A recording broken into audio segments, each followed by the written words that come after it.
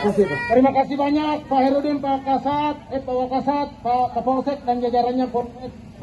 Mempertimbangkan kembali dengan mempertimbangkan kondisi sebagian masyarakat Indonesia terkhususnya Kota Makassar. Sehingga besar harapan kami aspirasi tadi itu terproses dengan baik dan hari esok ingat Pak, kami akan datang kembali sesuai apa yang disampaikan oleh Pak Herudin tadi. Itu kemudian disampaikan dan masyarakat yang adil dan makmur. Bagaimana ini COVID mau melandai? Kalau Islam dibebaskan, kami malah dibatasi. Saya bukan ahli tapi silakan hadirkan tim epidemiolog. Betul. Ada dugaan COVID. Harus transparan juga Pak. Melandai kemarin PJ melandai. Yang kedua, COVID menyebar di Makassar karena apa? Karena pilkada.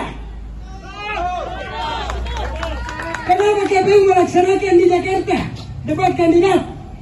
Orang kembali membawa virus. Yang kedua, Pak. Bapak ini sering pelesiran ke luar Jawa, ke Jawa, Bali. Luar negeri. Ini yang semua yang membawa virus ke sini. Bukan kami ini yang dikorbankan. Kami yang dikorbankan. Mungkin itu dulu Pak, silakan jawab.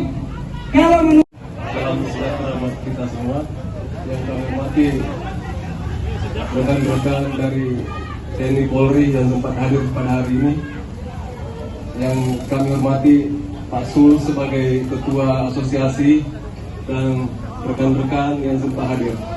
Sebelum saya menjawab pertanyaan Bapak tadi, terlebih dahulu saya menyampaikan permohonan maaf dari Bapak PJ Wali Kota yang sekiranya memang beliau pada hari ini mau menerima kita. Jadi sekali lagi pada hari ini mau menerima kita berhubung karena beliau kemarin jam 3 tiba-tiba ke Jakarta.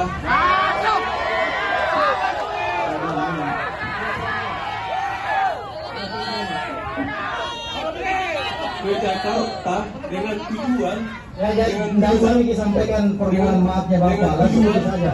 Untuk pencairan dana hibah kepada seluruh pengusaha yang ada di Jakarta.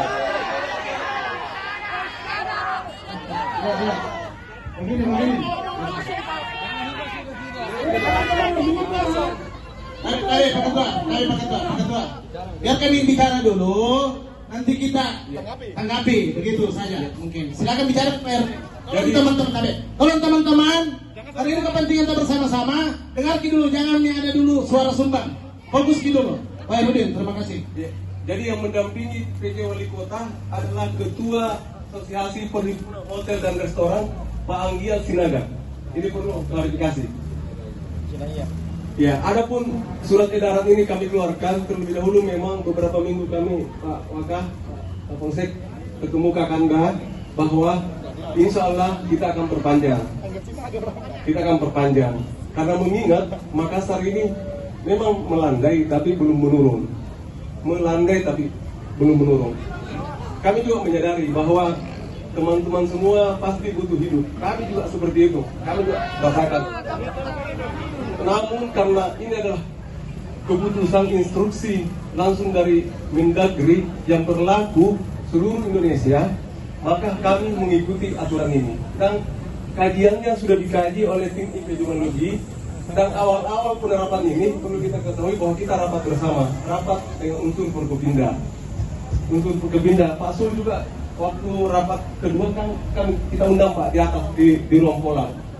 Jadi itu.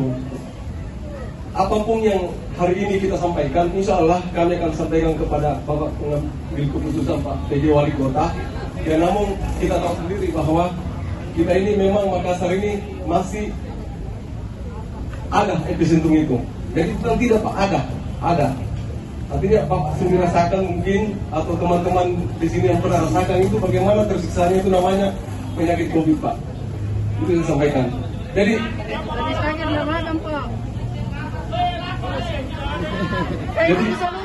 ya,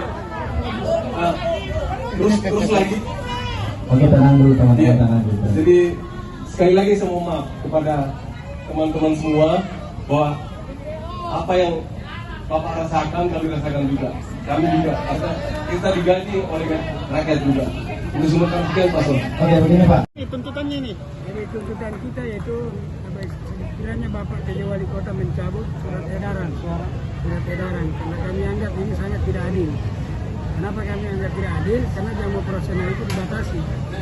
Seperti kita ketahui tempat hiburan itu ada yang buka jam 8 malam, tutup jam 10. Itu kan tidak efektif. Yang kedua kami meminta tetap Perwali 51, Perwali 53 itu dijalankan dengan satu syarat, jangan pilih kasih, jangan ada diskriminasi. Mau warkop di siang hari, mau apa semua tetap diawasi.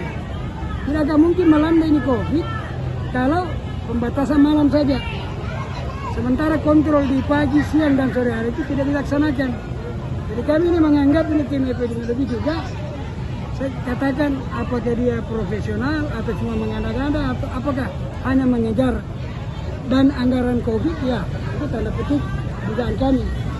Jadi kami berharap tempat hiburan tetap dibuka tapi diawasi dengan protokol kesehatan yang ketat.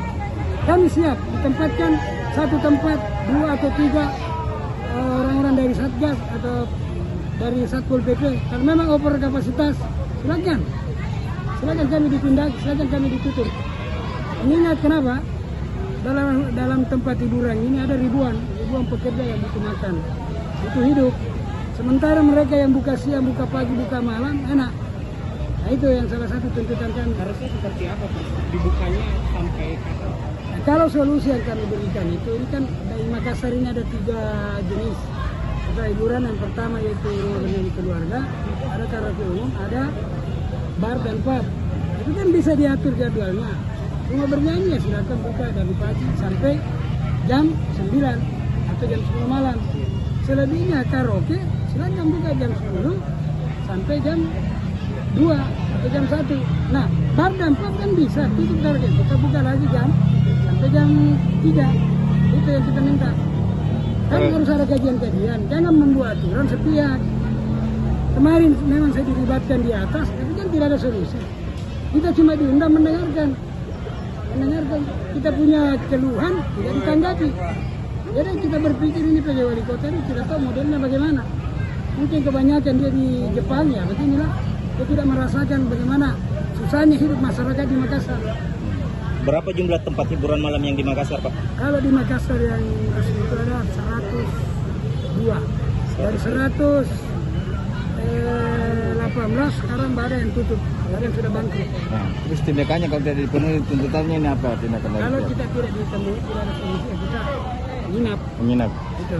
Kemudian besok kita akan aksi lagi di kantor gubernur. Dan ini kami jamin sebenarnya kita mau turunkan kekuatan 2.500, tapi koordinasi dengan aparat kepolisian kita juga menghargai. Jadi tadi subuh kita koordinasi teman-teman batasi.